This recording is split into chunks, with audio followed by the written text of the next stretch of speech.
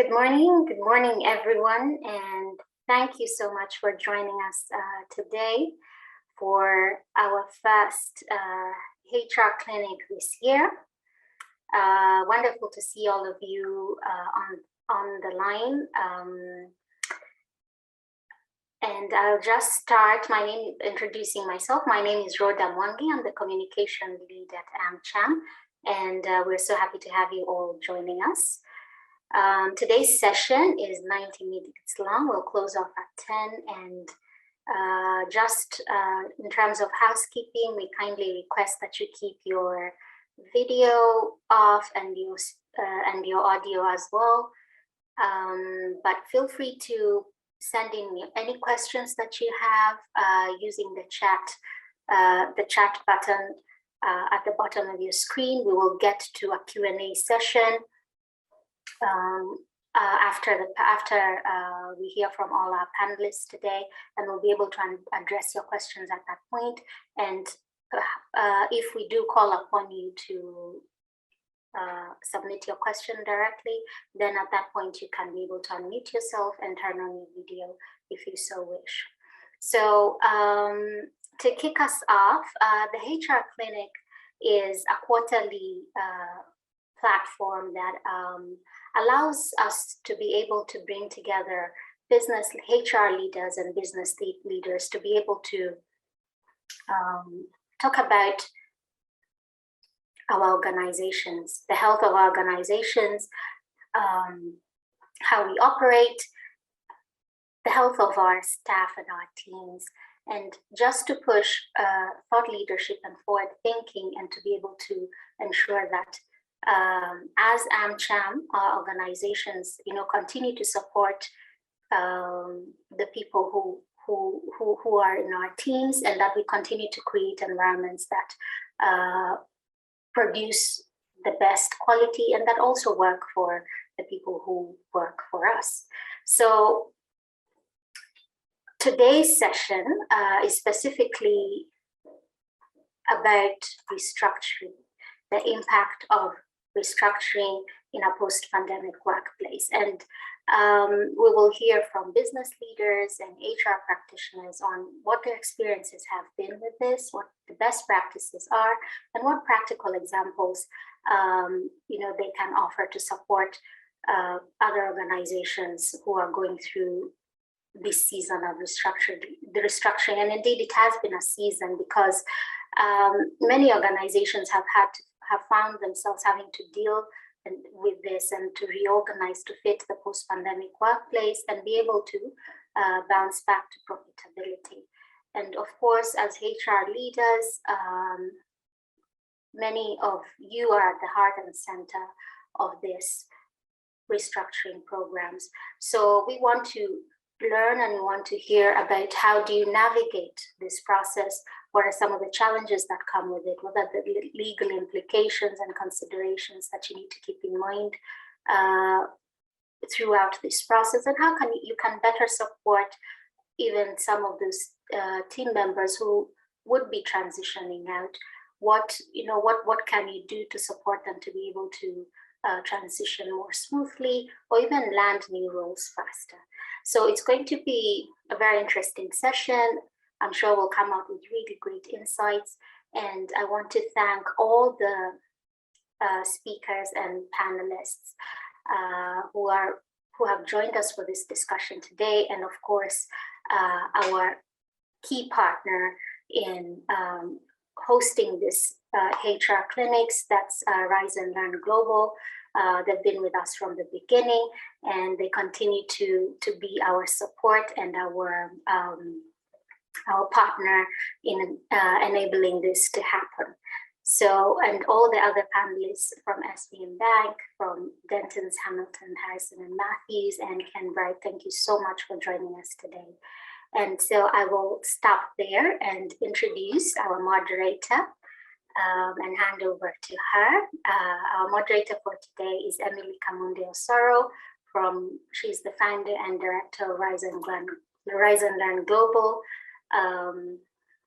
a wonderful AmCham member and a great support and partner in helping us host this series.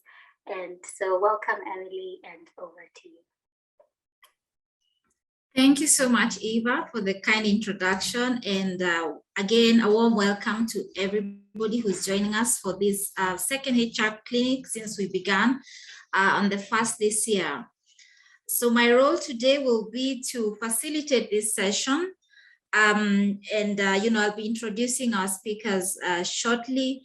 And really what to expect is an engaging session. We hope that the first part of it will be engaging our panelists, asking them questions around the topic of the day. And we really hope that towards the end, we will be hearing from you questions and comments.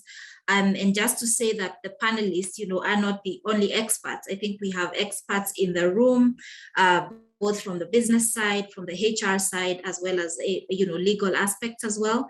So you're all really welcome to contribute to this topic. And why is it important? Why are we discussing it now at this particular point in time?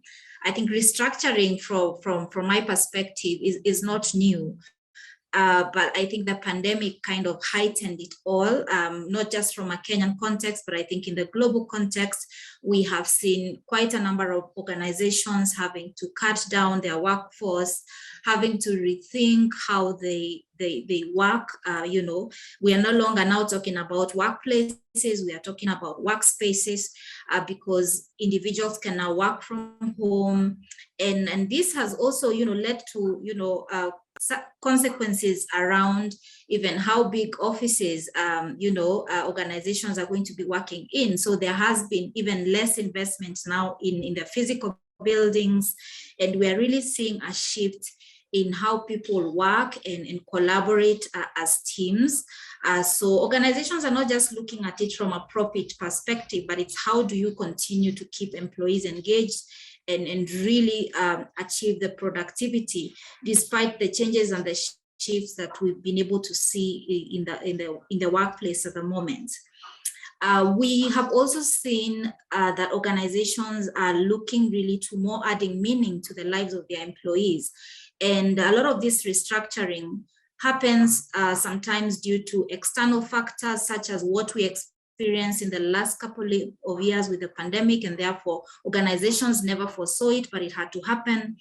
There are other times that internal factors, require that organizations must actually downsize.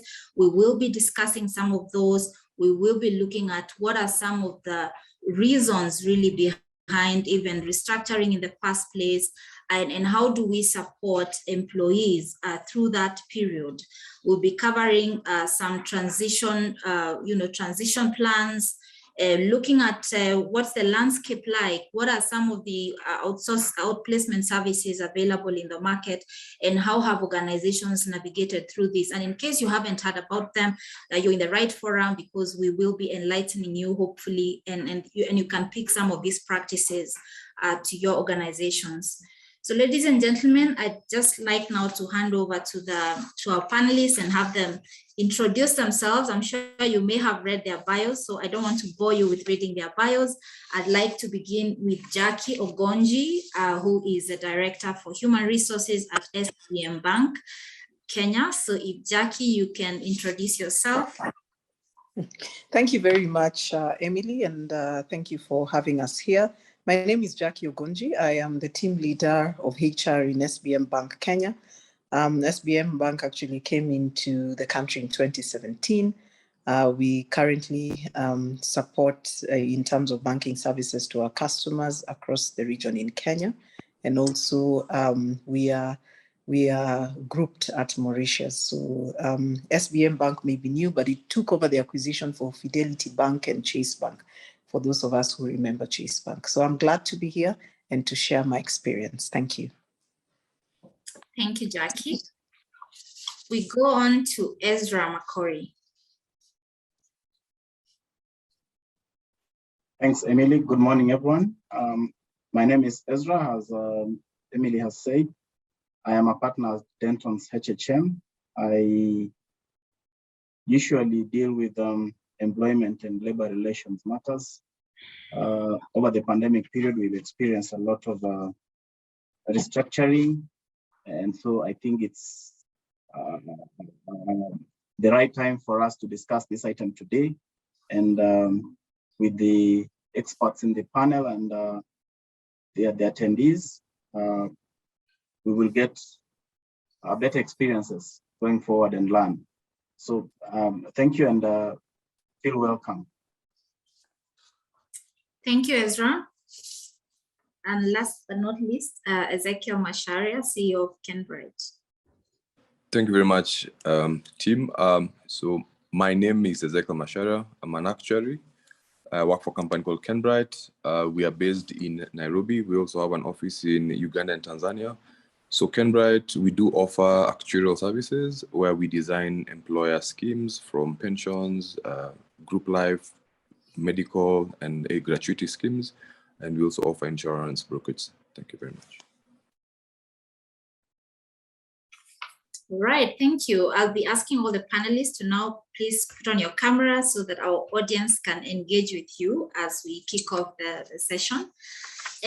So I think I want to begin with the first question to Jackie, and Ezekiel, you can also chip in. So restructuring has become the order of the day, with companies announcing job cuts in hundreds of numbers, in some places thousands. What do you think are the key drivers of this? Sure. Okay, Ezekiel, please proceed. It's okay. I think from us, from an actual perspective, we've seen obviously the strain on employers and on the balance sheet, and some of them are trying to tap into some of the savings that they can make, especially on the employee benefits. So we have seen that trend coming in. We have seen people converting defined benefit scheme to defined contribution because of the strain that a DB scheme might have. We've seen employers buying retrenchment covers for the employees in cases in retrenchment coming on the way. So the trend has been there, and really it's because of the pandemic that has come, the supply chain issues that we've seen in the market. Yeah. Jackie? Okay, so for me, largely what's happening is there have been different changes, especially if you look at the last 2 to 3 years, there's a lot of changes, and a trigger to this, part of the trigger has been, we've seen a lot of acquisitions and mergers and buyouts.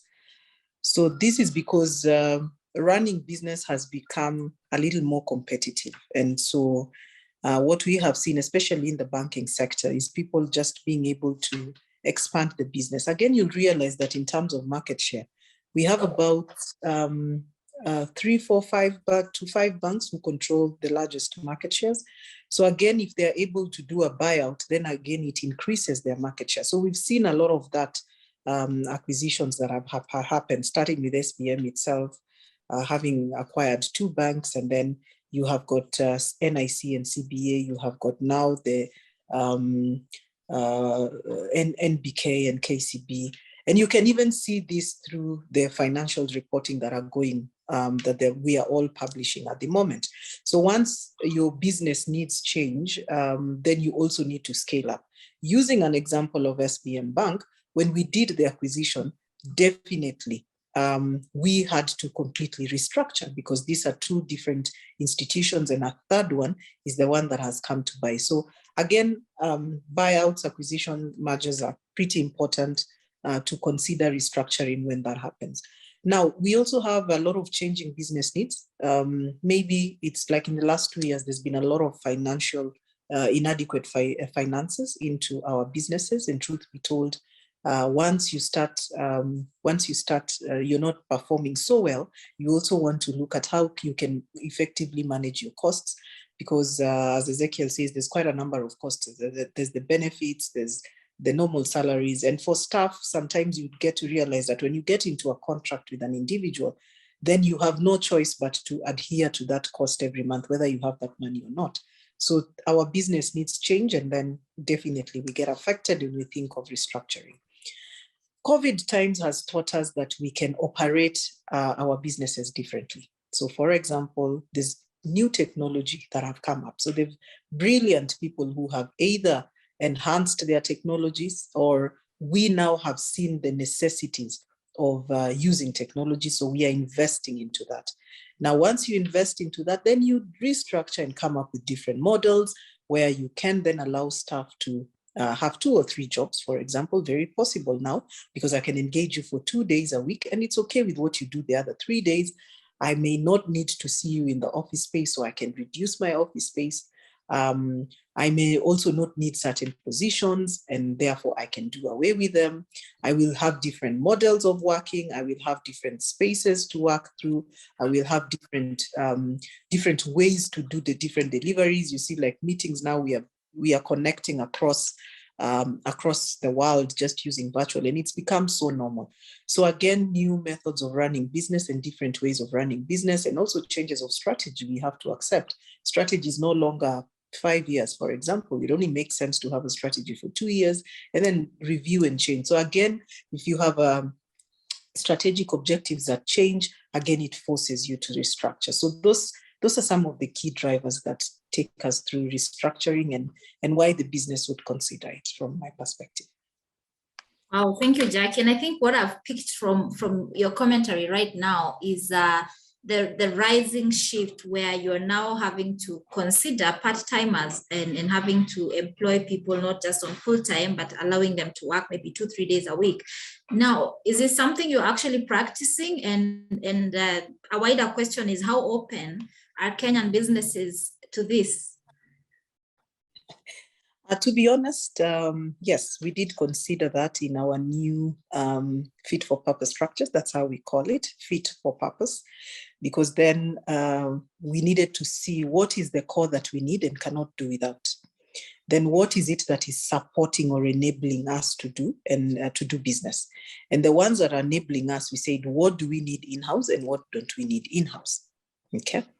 So once we structured that, or we agreed on that as a thought process, we then identified out of what we don't need in-house, how well can we manage it? So there's 2 options. One, do I need a consultant? And then they know how they come with their people and they deliver, or do I need one person, the consultant themselves? So there are certain areas where we have gotten one person who has a team, but we focus on one person. There are certain areas where we have just had one person who just comes and works. Now, the other very interesting element that we have not gone into, we pride ourselves to have, I think I think we're the company with the most female employees. 60% of our workforce is female. And of course, we are a young workforce. So one of the things we are still trying to figure out how we can do better is to allow ladies who perhaps want to extend their maternity or during their maternity work and maybe co-share. So whereby I can pay you 50% and you work from home comfortably after your normal maternity period if you're not ready to come back. So we are also exploring those other options to be able to make people a little more comfortable. Another interesting thing that I think other employers, not necessarily us, what we have on categorically done is being able to just ensure that we still have consultants who are giving us a lot of expertise. And I'd say HR, for example, benefited from that. I'll give you an example. If you're doing culture and you have somebody who's in charge of culture, you will get more benefit if you have a consultant, because the consultant is working with different institutions in the area of culture. Culture is very dynamic. You want to come and show how we need to do things here. But what are the things that you can pick that makes it a little interesting for people to come to work and want to be here? So if you have a consultant guiding the team, then you can benefit better. So that's from a HR perspective. Again, there are specific roles that you may not necessarily need somebody in-house. You can agree with them and then tell them you can come for 2 days a week.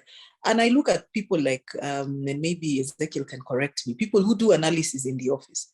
You just need your data to do your analysis, and you need to do your reports. Maybe you're required for some meetings. So how can we use your time wisely in terms of how you need to do your reporting and the meetings that you need? So I think businesses need to think through, it's okay for you as an employee to have multiple jobs. I think that mindset first is fine, because we want to protect a lot of our data and all that. And sometimes we don't figure out that these people can still have this information in the public domain. So what do I need to help me run the businesses? And then which areas do I need subject matter experts that can actually help to contribute into the business and help us achieve the goals? And then now you look at the legal requirements, the NDAs, and all those things to ensure that your information is protected. But I think there's a lot of benefit that you can get when you have outside parties. Thank you, Jackie. Thank you. I was actually going to ask Ezekiel from a CEO perspective whether that model might work for them, but you know, we'll be hearing from you in a short while. So, Ezra, legal implications of restructuring. What do we need to consider? Thank you. Thank you, Jackie and Ezekiel, for that detailed background.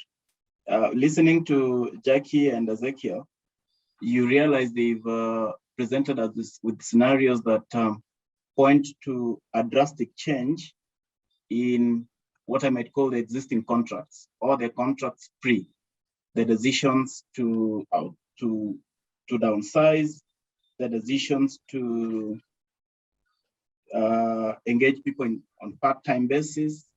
You have Jackie engaged as a permanent employee as HR, and you're now saying, we don't think we need you 5 days a week, or 6 days a week, we just need you 3 days. Then as an employer, you must always remember that with the current contracts of employment, you have legal obligations. And as you even restructure and go into the new restructured platform, you will be creating legal obligations. So how do you move from the current to the new? And how do you manage the new? First, of concern to us is to try and see how you manage the existing obligations, the existing relationships. If the company has sat down or the organization and decided, you know, we've been doing things the old way, COVID has taught us a few lessons, we want to change, which results in Ezra or Jackie's position falling away, then that points to a scenario where the contract of employment has to terminate, not on the fault of the employee, not on the fault of the employer, but on account of this restructuring. It's for the best interest of the organization. So what this has done is resulting in redundancies, and there have been a lot of redundancies going on as a result of these adjustments. What do you then need to consider? You need to consider whether the contracts of employment provide for a separation under redundancy, because the primary tool that governs your relationship with your employees is the contract of employment. I must admit that the contract of employment I've interacted with, 90% do not provide for redundancy. So you are likely to find the substantive provisions on redundancy in the Employment Act. There's an elaborate procedure under Section 40 of our Employment Act. It provides for the considerations when doing a redundancy and the process and the payments you need to make. But that is not all. If you have unionized members, you need to look at the CBA. It definitely will have a provision on redundancy. If you don't have a CBA and you're working with employees who are in the regulated sectors, these are the employees who fall under the minimum wage. Various industries, various sectors will have their special provisions as to redundancy. Just as a way of example, a security firm will not have the same process, at least in terms of the entitlements, as compared to a flower farm. You'll find the agriculture sector has a different way of awarding its employees apart from the security firms. So you'll need to look at those provisions of the wage orders. You look at the contracts of employment and the CBA, if any. They should be able to guide you on the process to follow. But if you don't find any, if you don't fall within any of those and the contracts of employment are silent, then you go to the Employment Act, which provides for the elaborate procedures. Now, you have looked at those and you have noted that you will be required to issue some notices. You will also need to know that over and above the notices mentioned in Section 40, there is the new entity called the National Employment Authority, which is in charge of collecting data on how many people are getting employed and how many people are getting terminated. So there's a new obligation that you need to notify them of the terminations. So also bear that in mind. What about as you exit the employees and then you start on the new platform of the restructured platform? The law requires that every employee must be issued with a contract of employment, unless it's a casual. So you must always remember to reduce into writing whatever engagement you're having, whatever expectations you're having. I'm sure if you walked to Ezekiel and told him, I have 50 employees, I would want to explore this option, I want to get pension, I want to get a cover. One of the things Ezekiel will ask you to guide him is the contracts of employment, so that he sees the benefits you've promised the employees. So make sure that you have reduced your relationships into contracts of employment. The beauty with employment contracts, you don't have to have them stamped. You don't have to have them registered somewhere, like a lease. You just have to keep them safely in Jackie's files, the HR files. Right. Thank you. Thank you, Ezra. I think that's quite elaborate. I already have some questions, but I want to save them for the audience towards the end. I think quite some insights there around really the importance of having documentation in a contract. And this is new to me, that 90% of contracts don't provide for redundancy from what you've seen. So I think that's quite new. And I think it only makes your process easier when it comes to restructuring. So let's go to our next question, and maybe this is for Ezekiel. So what are some of the benefits available for staff affected with restructuring, and how far does the employer go in terms of offering these benefits? And is there any contribution that the individual makes as they transition out? Yes, thank you very much, Emily, for that question.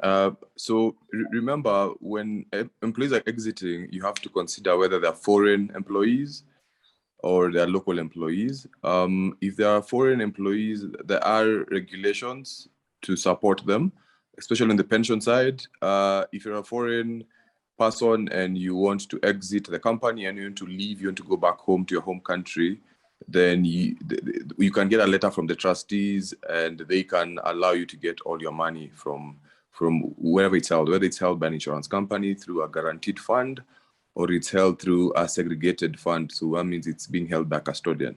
If you're a local citizen, that money cannot just be given to you. You have to transition it into either a personal pension plan or another company's plan. So most likely if you're retrenching, people don't have another company to go to. So you have to assist them to move it to a personal pension plan. Now, if your scheme is a defined benefit scheme, it means that you've defined the benefits. Somebody has to come in and calculate. An actuary comes and calculates for you how much you need to give them or how much is to be moved. If it's defined contribution, it's very easy. Whatever is in the fund plus the interest is what is transferred into their new pension plan. So as an employer, you can assist them to know these things. Sometimes we've seen employees, they leave an employer, they don't know about their retirement funds, and that money just sits there. So when they get a job is when now they realize, oh, apparently I had some money here. Remember, there's some new regulations to allow people to access money for buying a home and a few other things that have been introduced. So that's an area you need to look out for. Remember, there's something called post-retirement funds, which the regulation has included. So people can now contribute for post-retirement medical. That transition can also be done in the same format.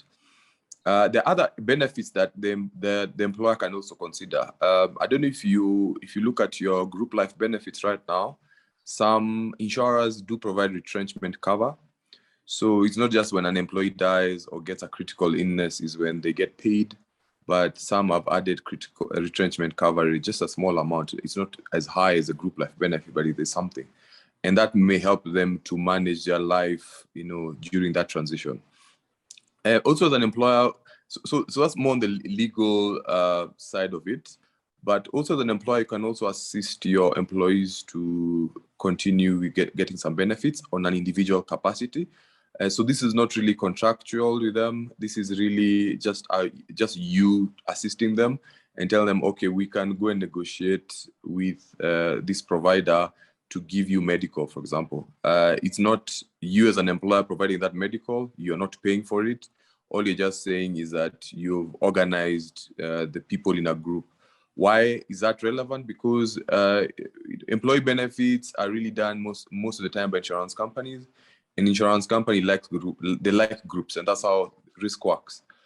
You don't want just one person. One person might pay a very high price, but a group might get some benefits, especially people who have chronic conditions.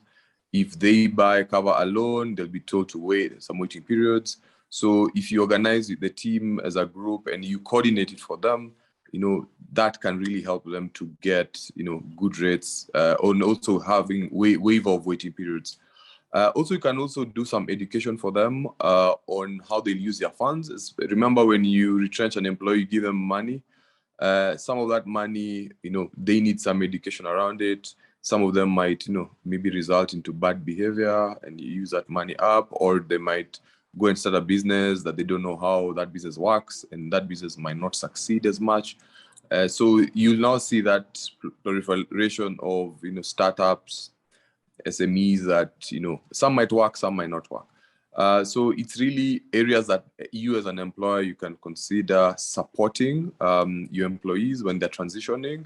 And also remember, you don't have to wait until you retrench. You can start setting up such schemes today where you talk to an insurance company and tell them, okay, for our employees, they have brothers, they have sisters, they have parents. We want you to give them medical cover. We want to set that up.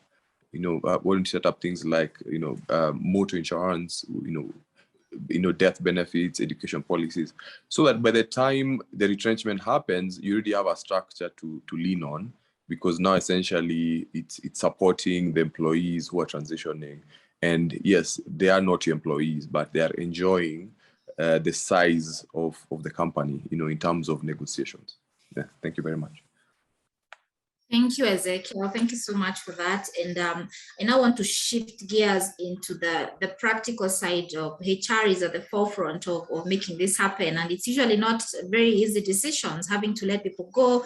They're going to be losing their income and their families are looking up to them. So how do we assure a dignified send-off for these employees? And what are some of those benefits that we offer, Jackie, above the legal minimum? Okay, Emily, yes, as you say, pretty important that when you as a HR practitioner get into this space, sometimes we need to think over and above the norm. And that is what I've always done myself, to be able to then position ourselves into a space that the employees can actually have a conversation with us. So what are some of these benefits that you would negotiate? So one, I'd say analyze your industry to be able to know what is it that has attracted people to your space. Yeah, because if you start from there, they're the normal basic ones that is sort of like ground rules. But analyze your space and see what makes people want to come to the insurance sector, what makes people want to come to the banking sector. And that is the number one thing that you need to fight for, because the rest are standard and you can always say other employers are giving. So as HR, look at your space, look at your industry, identify what attracts people to yourselves, and then also use your previous data in terms of any surveys that you have done to understand what benefits impacts your staff the most, and then negotiate for them.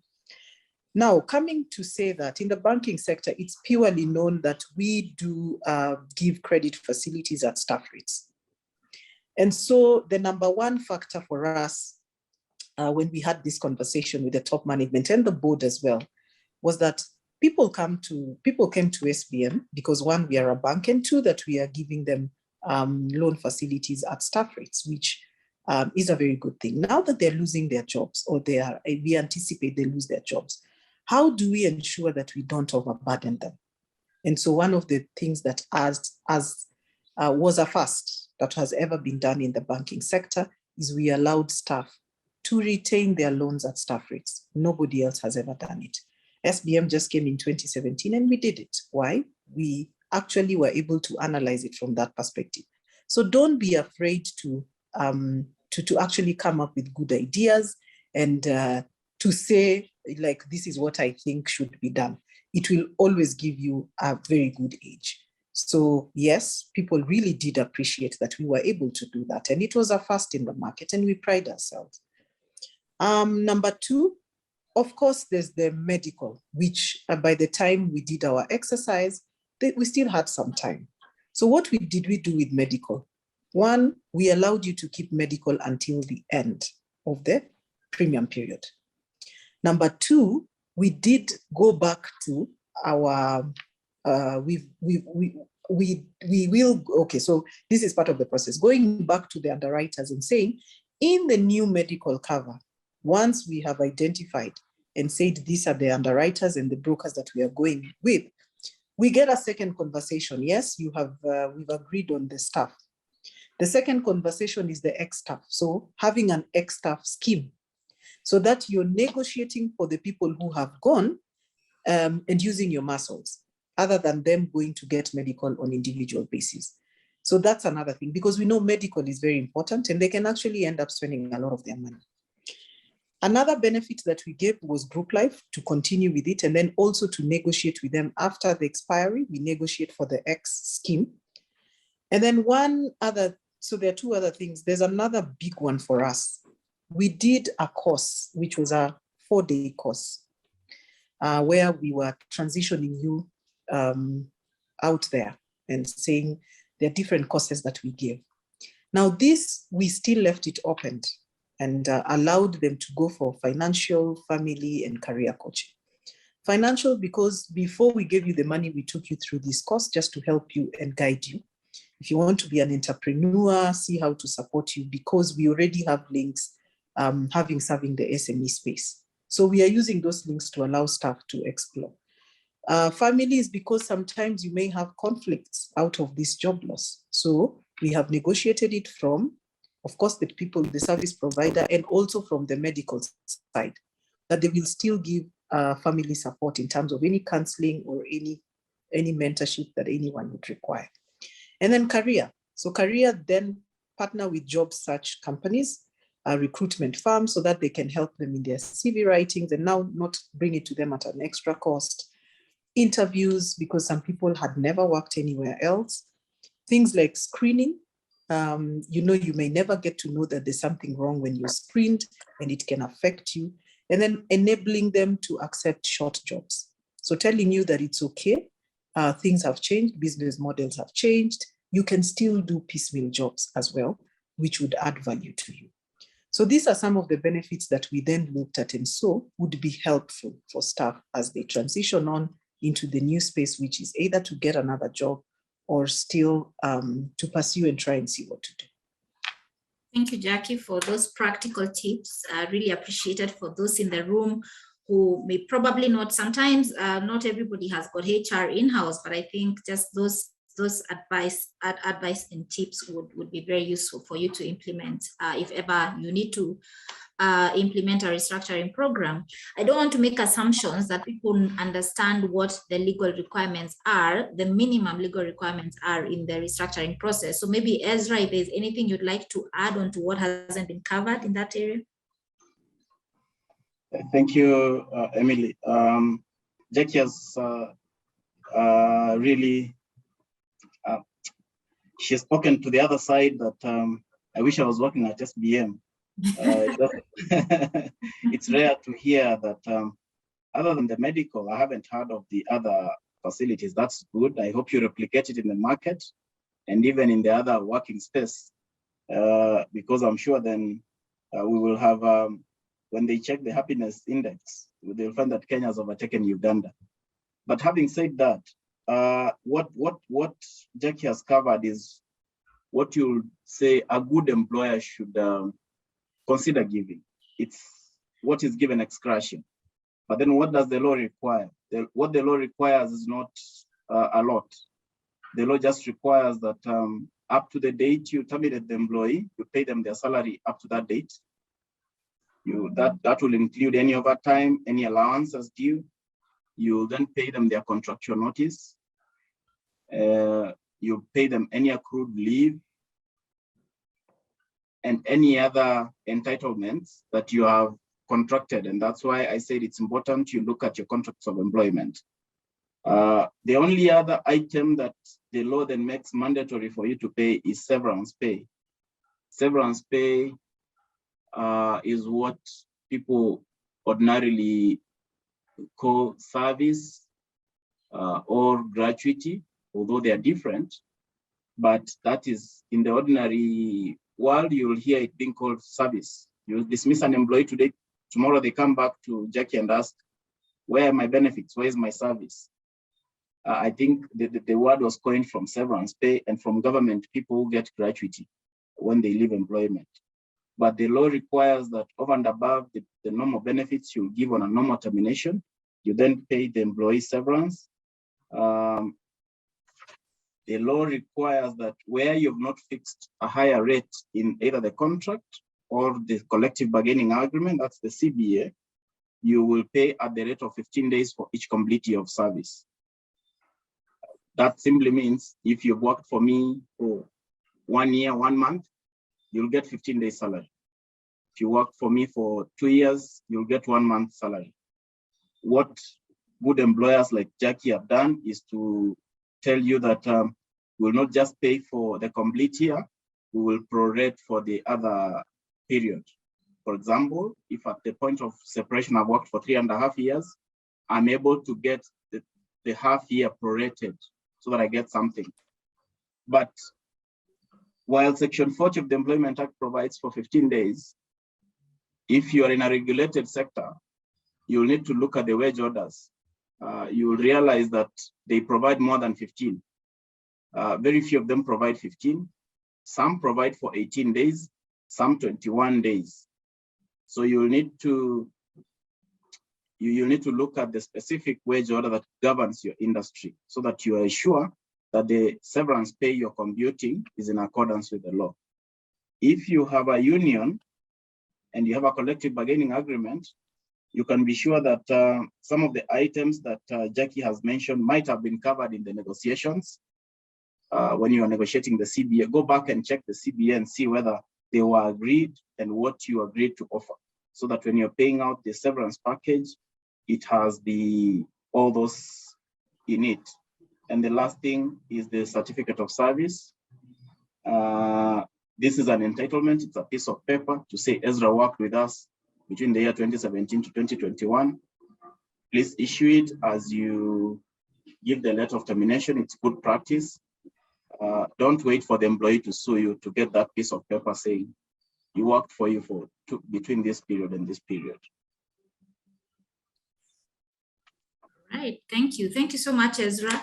And I think that's very elaborate. So if you have HR in your organization, just make sure that they're very well versed with this. I think we're also fortunate that in our country now, the HR profession is regulated. So you should be hiring people who are qualified and licensed and have got all this information at their fingertips, so that then you are really protected from the legal implications that would otherwise not happen if you made the right decisions and followed process. So the next question I'm going to ask is for you all, and if any of you can really answer it. So how do you determine how many people to lay off?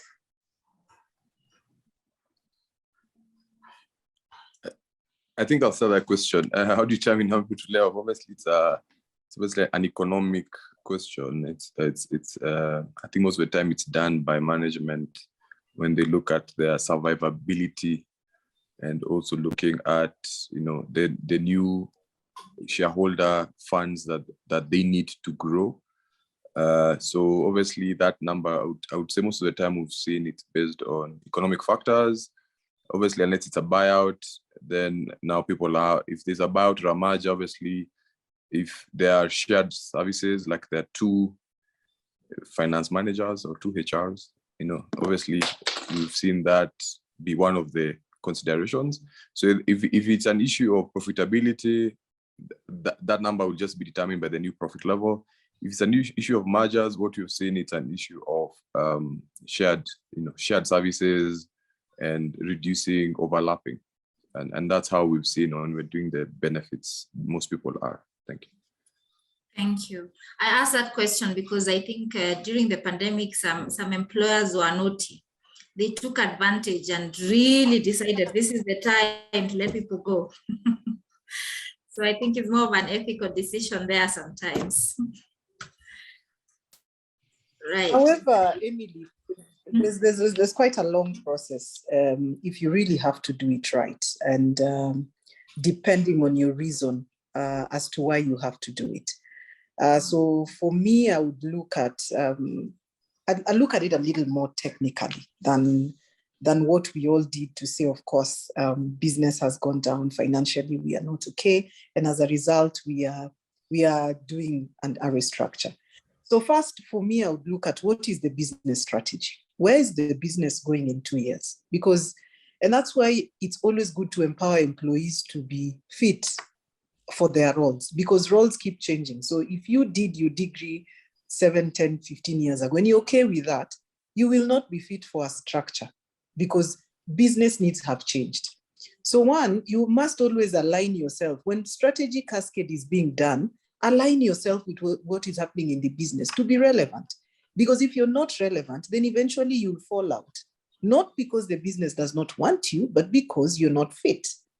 So when a restructure is done without, if they really want to think through a process and avoid a lot of litigations, the first step is that you get the strategy and see, where do we want to go in 2 years? Okay, this is where I want to go to. HR department, finance department, what are they meant to do in that 2 years? So now you look at the departmental strategy. What skill sets are required? What are the responsibility? What are the SLAs in HR? What are the TATs? What is the BAU? How many people can do this? So you identify the optimal numbers. You need talent management, you need business partners, now the business partner, what is the ratio? You're going to say 1 to 100, are you going to say, depending, you decide. What is the BAU, what are the TATs? How are they able to do it? Then what are the skill sets that are required? Who has that skill set? Who does not have? Who has fit in which position? Who does not have, can you fit in another position out of HR? Now, if you can't fit in any other out of HR because other departments have also done, then now you put in the bucket of, okay, possible candidate for redundancy. Now, once you have looked at these other ones, then you say, which is the level, or rather the grade that is required for people in talent management. So that again, you make sure that your structure is a pyramid. It doesn't have less people and more workers. You don't get too many people at the top and then the other way around. It needs to be a pyramid. You need to get more people at working. So the middle needs to be actually the bulk, and the very low level again needs to be very low. Why? Because again, a lot of those roles, clerical and all that, can be outsourced. So that is how you think about the outsourcing models. At the top, there are certain areas you may need subject matter experts who can come in as consultants. So the two tips need to have the lowest and the majority is here. If the majority is there, identify the right levels.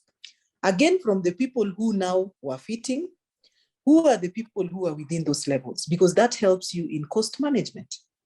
You are able to identify that, okay, fine, here we need a manager, here an assistant manager, here a senior officer will do. This other role, we can hire officers. So it's okay to have these ones, or even if we lose the talent force, we are able to get. And out of that, you also need to safeguard your talent, your hypos, and your critical roles. Very important. Talent is people moving to be hypos. Hypos, high-performing, excellent people, you cannot afford to lose them. Critical roles, I have this person maybe because of historical information. Like us, for example, there are certain individuals from Chase Bank and Fidelity, we cannot afford to lose them because there are a lot of historical information that they hold and knowledge that can result us to a lot of penalties. So for those ones, we put a bucket and then we place them. Now, once you have been able to identify this, then you see who are the individuals in this bucket that are possible candidates for redundancy, but their jobs are still existing. Now, once you identify that these people, they are not fitting, but their jobs are still existing. So if I declare them redundant, then there's possibility litigations. You now come up with a selection criteria and engage employees, engage the leaders. If there's a union, engage the union to agree on the selection criteria, map people in terms of score them, performance, skills, experience, everything, attendance, things that you have records. Score, and the people with the lowest score, it will be apparent to just let them go. The people with the highest score are the ones now you take. That way, in case there's anything, you are able to showcase that, you know what, it was a proper process, a process that was thought through and not just picking people. And if an employee comes to you, you are actually able to say, okay, fine, this is what happened. This is where we lost you. This is how we scored. This is why you got a low score in this. Your attendance has not been good. You can see your records or your performance has not been good, so you got a low score there. Then get a sign-off from the leaders. Once you get a sign-off as HR, then clear. Even with the leaders, you will still have a lot of back and forth. But once you follow that kind of a process, you have sort of an understanding of how you have done it, and you can explain to the leaders, to your management, and also to the employees. We have a duty to explain to the employees because actually it's a very difficult process for the individual who is affected. Thank you. Thank you so much, Jackie. I just love the way this team is well balanced and, you know, the practical tips and really how elaborate you are all. Thank you so much. I want to ask the next question, and maybe this will be for Ezra, so you can add anything that you'd like to add on the previous one as well. So like we said, in the past 2 years, there's been quite, organizations have been very aggressive on the whole diversity, equity, and inclusion and belonging in organizations. And then organizations are actually having this as a key strategic priority in their different programs. And so I wonder, do you think the whole aspect of restructuring might slow down any gains made from this progress of DE&I? Anyone? Or maybe as Ezra. Thank you. Maybe I just, thanks, Jackie, for the elaborate explanations you've given. Most times when you engage some HR people, they'll tell you it's a simple process of Section 40. It speaks about reliability, seniority in skill and time. I'll select, Ezra is younger than Ezekiel, so Ezra goes, or Masharya goes, leave for fee for first in, first out, last in, first out. But I agree, it's quite a complex process, more so when an employer takes the decision that I will outsource the roles down there, but at the middle, where the bulk of the work is done, I'll do away with quite a number and leave another number. Then as HR, you have long nights, and you have to sift through a lot of paperwork to meet the criteria you have set for yourself, which has to meet the criteria then set out in Section 40, because Section 40 just throws at you a wide criteria.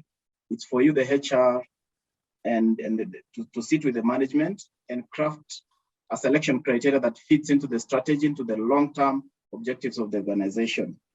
As Masharya said, how many people go, how many people remain, that's a management decision. It's what the business wants.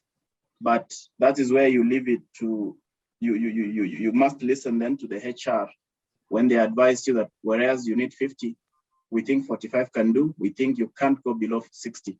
So you need to listen to the expert advice. Now, picking from where Jackie has left, I don't think the increase in job cuts and restructuring will slow down this diversity, equity, and inclusion.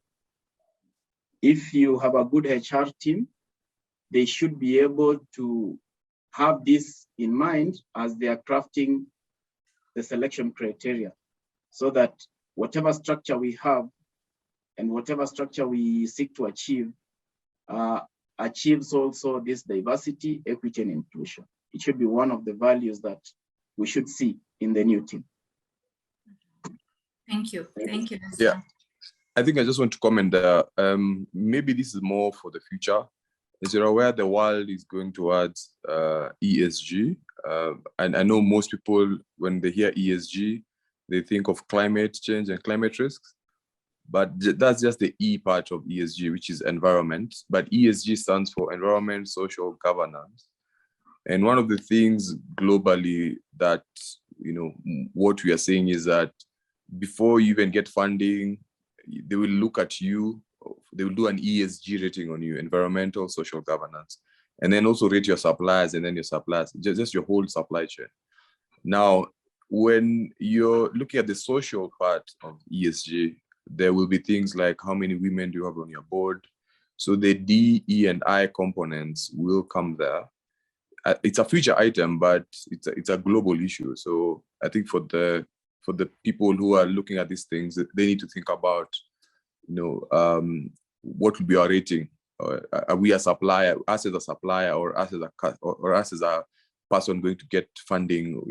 What is our rating? So I think that would be those components that people think about. Thank you. Thank you.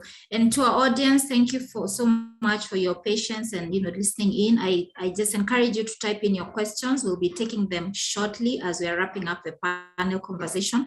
Ezra, we do have a question from Christopher, who says, is the 15-day if the 15 days calendar days or working days? So you can park that for later, just to respond with regards to the legal requirement for redundancies. So I think I want to ask Jackie, how do you minimize, actually, not Jackie, Ezekiel or Ezra, how do you minimize or mitigate the effects of redundancy? I think from a financial perspective, obviously, you minimize those impacts by trying to, one, first of all, making the employees feel better about, how, okay, I know redundancy doesn't make anybody happy, but try and creating for them solutions. And I like what SBM Bank have done, that for them, even if they leave, they feel that they are still being taken care of, and to the extent within which, over and above the legal mandate, then the employer has supported them. I think, and some of these things don't really cost employers anything. Like I gave the example for the medical cover, where you just go and negotiate for them a service. It doesn't cost you anything. I think so. That mitigation component it comes out when you do things over and above the legal mandate. So that's really where I would say you can mitigate that aspect. Thank you. Your thoughts, Ezra? Thanks, Ezekiel. The fundamental obligation of an employer in a redundancy is usually, number one, to try and avoid the redundancy. So that as an employer, before you decide that 10 people have to go, you have an obligation to try and see whether they could be accommodated in another way in the organization. If then it's inevitable that they have to go, then you have a responsibility to try and mitigate. As Masharya says, what SBM has done is what you do to mitigation, and it's commendable. Those are the things you'll be expected to do. But you could also try, if you have 10 people going, and I know unions are good at this, they come and bargain and tell you this senior clerk, whereas you want to outsource this role, could you leave this senior clerk to be your liaison person between the company and the outsourced agencies? You'll have to look at the cost, speak to your HR team, and see whether it makes sense. Then if you can take that one, even if it means a pay cut, even if it means agreeing on 3 days a week, then you have mitigated the effects for that group and for that person. Thank you. Jackie, what's your experience with the career transition services in Kenya? And this speaks to the whole outplacement of employees. So we are restructuring, what do we do? So that the move from the employer to the external, they're going out now.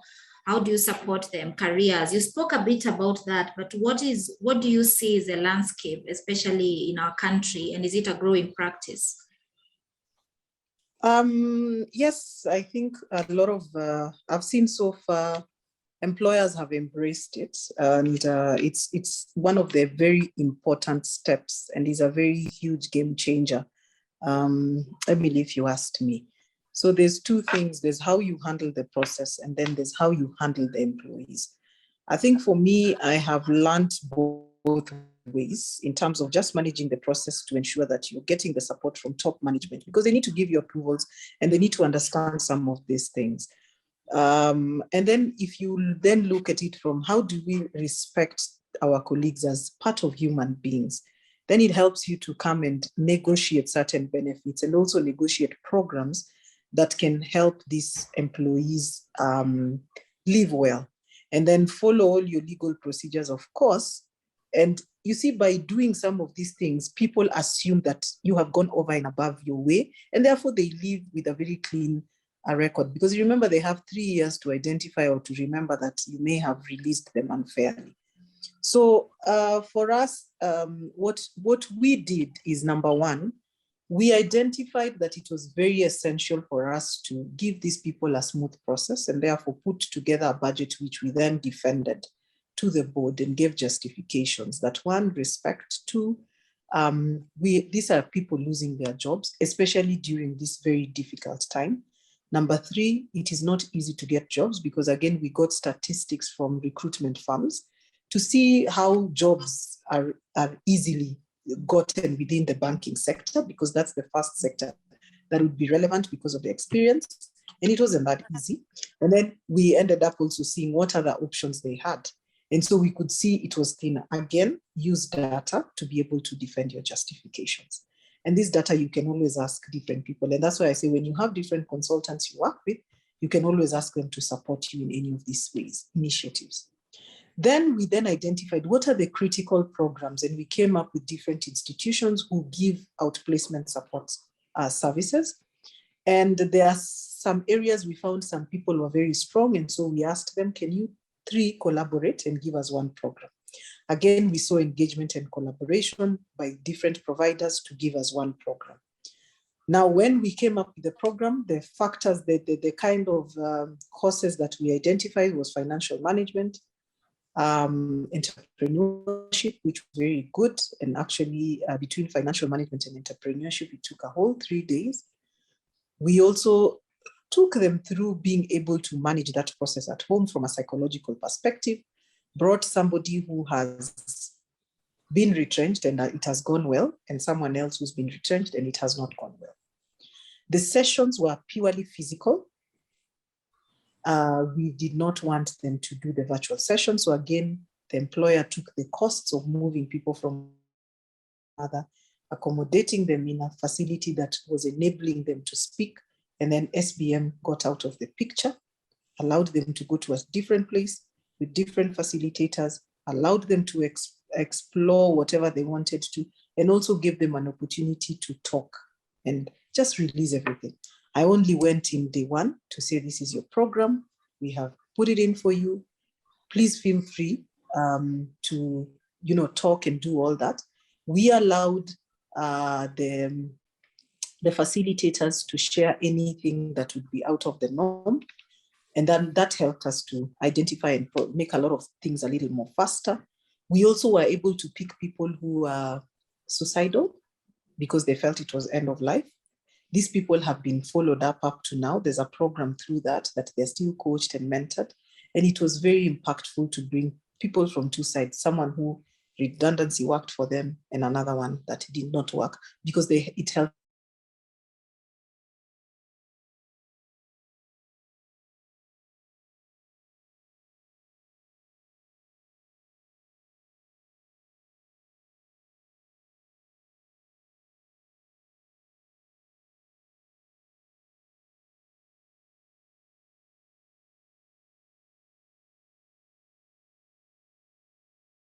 That was very critical for certain people, depending on the level of when they're going to retire. So we also used that and encouraged them, and also did the whole financial analysis for them so that they could be able to get a home for those who wanted within that parameter. And the financial coaches were there to assist. They did a survey and we were able to know what is good and what is bad. So that collaboration and that understanding and collecting data to be able to identify what do these people really need, give them space. Don't do it in your premises. It helped us a lot and we are very grateful. Let it be physical. because let them do their frustrations. Today, they have their own chair, they have their own secretary, they have their treasurer. Out of this initiative, they did their own CSR, went and did something because they were very grateful that at least they left with some money. So I think taking a step to do that program would be very beneficial to employers as well. Right. Thank you so much, Jackie. And I love that you mentioned about issues of financial coaching and mentoring for these employees. So from my perspective, what I've observed is organizations are now coming to us and saying, can you provide career coaching services for our employees? And this is actually a growing trend. And this is something that employers can embrace, in addition to just a one-time or workshop, so that this is more continuous, is more long-term to support them through a period into their next phase. And Rise and Learn, we provide that career transition services, career coaching through our accelerator program. I'll be sharing that with Eva just in case any of you might want to plug into that for their employees.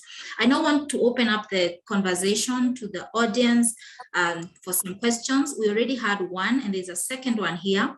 The first one will be taken by Ezra. This second one can be taken up by Jackie. How do you manage losing your top talent during redundancy, especially where you have given your employees a choice to take a golden handshake? Yeah, so if we can hear the first one on the 15 days, whether it's calendar days or working days, if we can do that, and then we'll go to the second one. Thank you, Jackie. Thank you, Chris, for that question. If you look at section 40, because that's where we get the 15 days from, it's the minimum. Section 40 provides for calendar days. The notice to labor, the notice to the employees is calendar days. That's why if you issue it in February, it's either 28 or 29 days. If you issue it in March, it's 31 days. If you issue it in June, it's 30 days notice. So it's calendar. 15 days then becomes calendar. However, as a HR or finance person computing this severance, please refer to the contract, check the CBA, collective bargaining agreement, and check the wage order. They always have better provisions than Section 40 of the Employment Act. It's possible that some union has negotiated for working days, which then makes it almost 3/4 of a working month. I have seen some unions that have bargained for 27 days. I stumbled on a CBA that provides for 27 working, and their working days are 27 actually. So that's just a 1 month salary. So cross-check these documents that govern your relationship. Right, very well put. And I actually always encourage employers, please go beyond the legal minimum. Don't just go for the legal minimum and issue that. And I think we've gotten a good example from Jackie. It goes a long way, given the scenario that we are discussing today. Jackie, would you like to take the second question? Yes, I will, Emily. Now, before you do a restructure, you need to reinforce, as I had said, 3 buckets of employees. You need to reinforce your high-performing talent. Then you need to reinforce your talent. And you need to reinforce critical employees, right? So your high-performing talents are the people who do, your hypos, they do everything. They're good in their performance, they have good attitude, always willing to go over and above. These are the people you cannot afford to lose, because the moment there are rumors going around that you're highly likely going to do a restructure, talent acquisition employees from the different places will start looking for these people. And these people themselves will start looking for jobs, because remember, they're not so sure. So that instability makes people, majority of your staff, if not 3/4, are always looking for jobs during that time. So then you reinforce. I have my hypos, I have a talent, this is my next hypo, and I have critical roles, because you guys do roles, either you have, as I said, historical knowledge, or the role is extremely critical, cannot be left vacant. Once you bucket these people, it is good to settle them. Encourage the line managers to have informal sessions with them. So, hi, Jackie, how are you doing? How is work? I know, there's this announcement that was made by the CEO. What do you think is happening? what are people saying? Try and get the mindset over maybe coffee or something, because this is not, they're not too many people. They're usually about 5 to 10% of your workforce. So encourage those informal conversations. You need to know that, Jackie, you're very critical. You're quite important. And I would not want you to be distracted with this because you're safe. You know, it's informal, it's assuring, it's a one-on-one. And then I'll be like, oh, okay, so you mean I'm that important? And then that mindset of looking or whatever gets out. I now know and I'm sure that I'm safe.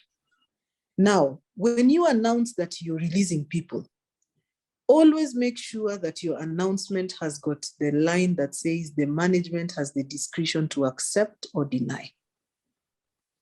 So that management can review if it was VER, you review and make sure that you only accept the ones you want to accept. The ones that are fit in this bucket, you don't accept. And when you don't accept, it is because you had started the informal sessions. And so that person knows that, it's not been accepted. Do you know there are employees who apply just to see if they are needed in the institution? And so when it's declined, they start crying and asking you, oh my God, why did you accept my VER? So it's so true that you people don't need me. I thought it was just rumors. Can I recall? So you also need to check if you're going to allow for an appeal. And if you have the right tools and mechanisms to make a decision on which one you will accept the appeal or not. But my advice, do not have an appeal stage. Why? Because it was an individual decision. And remember, the management has already said that we are cutting down our workforce by 10%. So 10%, if this 10%, 9% has come out of voluntary, you're very lucky. So then again, make sure that people know there's no appeal stage, make your decision, whether you want to apply, take it or not, but reinforce your people. Once you make sure that that sentence is there, then you have you actually have the authority to retain your top talent, but have those conversations in advance so that you discourage them to apply. Mm-hmm. Thank you, Jackie. I really love that you said this, because from my experience, sometimes I've seen HRs and with business in the organization, they keep that top talent as top secret. Nobody gets to know. It's just them who gets to know. And then what happens when the top talent is resigning? That's when you're telling them, oh, you're really valued, you're on our talent list, and when you should have told them way in advance. And it's not just about telling them, it's about showing them, it's about engaging them so that they know that they're actually top of mind without making anybody else in the organization feel lesser. So it's quite some tact and just requires a constant communication as well. So I'm really, really glad that you have reinforced that piece with very practical ways of going about it. Ezekiel, do you have anything to add on that? No, not really. We've not really done the retrenching side of things. But the only thing I'd say as CEO is that there has to be a mechanism for retention. The retention strategies like we use for actuaries, especially. I know for actuaries, they're very expensive talents. We pay about 1 million shillings just for new qualifiers. And what we do for them is we give them incentive structures, like, the more you stay, the more you have like a running 10-year bonus, which you keep getting as you move along, so that when they leave on year 5, they feel like they lose their 10-year bonus, which they're accruing. Because if you don't do that, then, especially in our sector where we have a lot of external recruiters who come from London, Dubai to poach people from our market, you have to create those solutions. So even if you're retrenching, I think there has to be an incentive. Otherwise, it will not make sense. Yeah, very true. Thank you so much. I want to check with the audience. Do we have any other questions? And if you don't have, I'll ask you, not the panelists. I'm going to ask the audience. So let me see if you guys have any questions or comments. And Eva, you can help me to, if anyone wants to unmute themselves and speak up. Or raise your hand.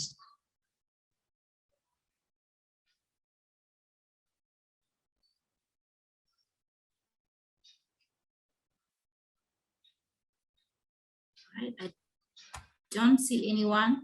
It's quite a number of you, so it's quite difficult to see those. But in case you do, please just type it on the chat. You have 1 more minute to do this.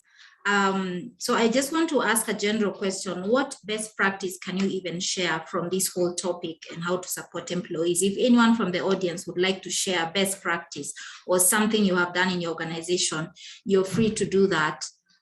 You're very free to do that, as I allow the panelists to give their parting shot. Johanna, well said, Jackie. Appreciating top talent on a daily basis is key to business growth. Most organizations, most organizations have no idea what reinforcement of top talent is. Unfortunately, most top performers in the organizations are never recognized until they resign, you know? So I think that's well put. It's a comment, it's not a question. Thank you so much for that, Johanna. We appreciate that. Any others before we wrap this up? Yes, as the members try to get the questions, I want to just to add one maybe best practice you need to consider. It's not really an option you have not to, but it's a best practice that the courts have now embedded in Section 40. If you read Section 42, it does appear as if Ezekiel sits down, decides I want to downsize with his board, comes to Jackie, says, we want this size, we want to achieve this, issue the notices. That's what the law appears to be. But when you read, it says you issue the notices to the employee, the labor office, the union, and you wait for 1 month. So one best practice the courts have come up with is that during this notice period, you'll need to engage the employees, consult them, hear their views, because while as a board and management, we might think we have the best solutions for the company, the workers at times have the best. So what I would urge is for management, get that plan, decide on what you want to achieve, but leave room for the input from the employees. After the maybe 15 days, 20 days, before the 30 days lapse, you might find yourself changing that structure a bit to suit the new, the feedback you've received. So create room in your proposed structure for consultations and feedback from employees so that you capture them and implement. Going forward, this structure is going to be implemented by the workers. Thank you, Ezra. Can I take that as your parting shot, or would you like to add anything else? Take it please as my parting shot. Thank you. All right. Thank you. And to the other two panelists, you know, given the conversation, what you've just heard from each of us, what is the one thing you'd like the audience to take away? I think from my perspective on employee benefits, I think the HR practitioners need to know that when employees leave employment, they feel like they've lost everything. Some even medical they can't get, especially people above 60, they really struggle. So it's very critical for you as an employer to try and harmonize that transition to allow them, even if they'll pay from pocket, they're able to get similar benefits. And you can use your muscle as a large employer to do that. And it doesn't cost you, and it's something you can do. Thank you. Thank you, Ezekiel. Jackie? For me, my parting shot is that uniquely identify your space and try and look for something that will stand out. Do not do the normal. I have done this, I think, twice or thrice now. I have always identified something different and it has worked. Personally, apart from the benefits and all that, one of the things that I did is I personally met each and every of the employees to give them their letters. It was a huge task, but they appreciated. Seeing those tears, the happiness that I knew, my manager doesn't like me, so of course I was in the list. Another one, I'm prepared. Thank you for pushing me out. I needed to go out. I mean, just listening to all that day, just listening changes a lot. So just look for one different thing that you will do. Get data to justify your reasons. Get your whole top management supporting you in it. It will be a success. Thank you, Jackie. I think from my end, I'd say two things. One is communicate, and communicate. It's usually a difficult process in the organization. It's a change management matter. So make sure that right from the onset, there is a bigger communication that happens. Do it in writing, but please do it in person. Collaborate with your function heads, and just make sure that it's done in the most, dignified ways as well. So that's one. And the second one for me, if there are any business leaders in the room, please don't leave this to HR only. This is not a HR affair, it's a business-wide affair. So it needs to be a partnership, it needs to be collaborative, because HR also takes in a lot. I don't know who takes care of HR, because we're always taking care of everybody else, but that's a conversation for another day. Ladies and gentlemen, thank you so much for engaging, saying great learning, soft landing, medical, life insurance for ex-staff. This is a big deal. Make it as comfortable as possible. So comments coming through, keep bringing them on. I have thoroughly enjoyed this conversation, learned quite a lot, and thank you so much, Ezekiel. Thank you, Ezra. Thank you, Jackie, for your very succinct points, for your openness to share your experiences. I hope the audience can agree with me that it was quite practical. And yeah, feel free to engage us even outside of this conversation through EVA. The HR clinics allow for members of AmCham to consult for at least 1 hour with the Rise and Learn team on the different subject matter. And on that note, I'd like to hand over to American Chamber of Commerce, to close our session. Rhoda or Eva, thank you.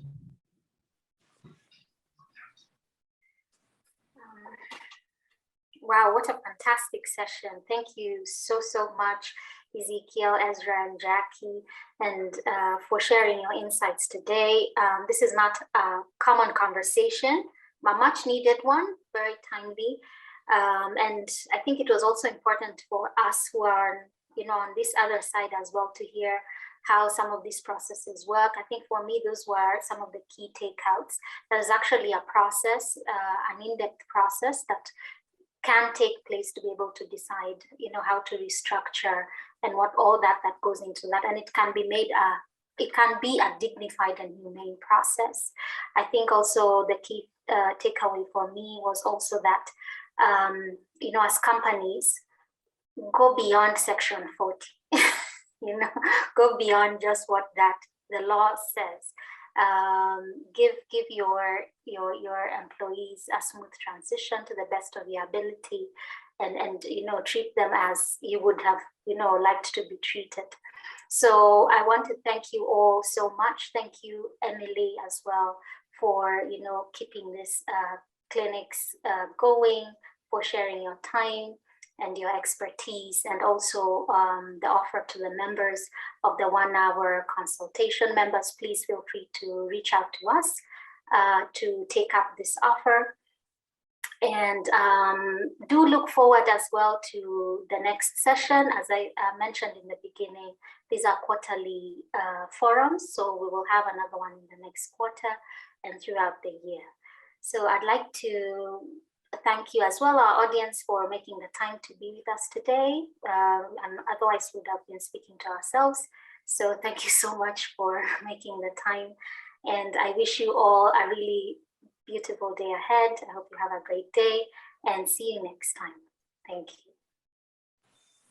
Thank you. Bye-bye, everyone. Bye. Thank you.